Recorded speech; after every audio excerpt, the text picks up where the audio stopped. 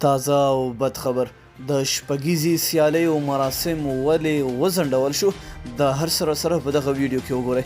ګرانو لیدونکو السلام علیکم، وخت مو بخیر، ستړي مه شئ.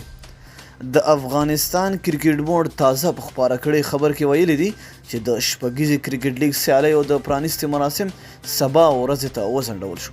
کرکټ بورډ وایي چې د شپږیزې کرکټ لیګ د سیالیو د پرانیستې مراسم نن ماښام 6 بجې ټاکل شوی و، خو د ډیر باران د ورښت له امله یې سبا ته وځنډوله، ځکه چې له ماسپښین وروسته هم د باران د ورښت اټکل شته. سبا د شپږیزې کرکټ لیګ سیالۍ هم پیلیږي چې لومړی لوبه یې د بند امیر خامارانو او د کابل بازانو ترمنځ ماسپښین 1:30 بجه په کابل میدان کې ترسره کېده، خو د پرانیستې مراسم به سبا ترسره کیږي، نو یا د لوبه هم سبا د ماسپښین پر ځای سبا سحر پیلیږي.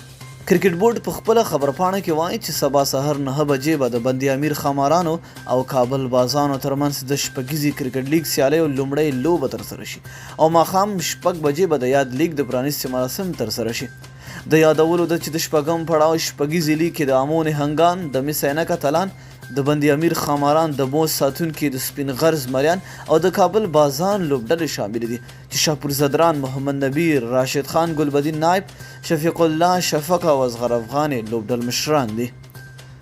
دغه لوبه چې سبا د اکتوبر په 1 پیلیږي د اکتوبر تر 13 نیټو پورې به دوام وکړي چې ټولې لوبې به یې په کابل کې ترسره کیږي.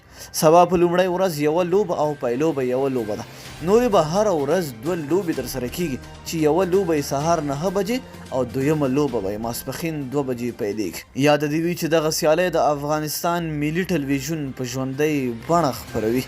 نو مینه او مننه دوستانو چې ویډیو م راسره تر پایه ولیدله. د لا نورو ښکلو معلوماتو لپاره زموږ چینل در سره سبسکرایب کړئ. تر بیا ښې چارې.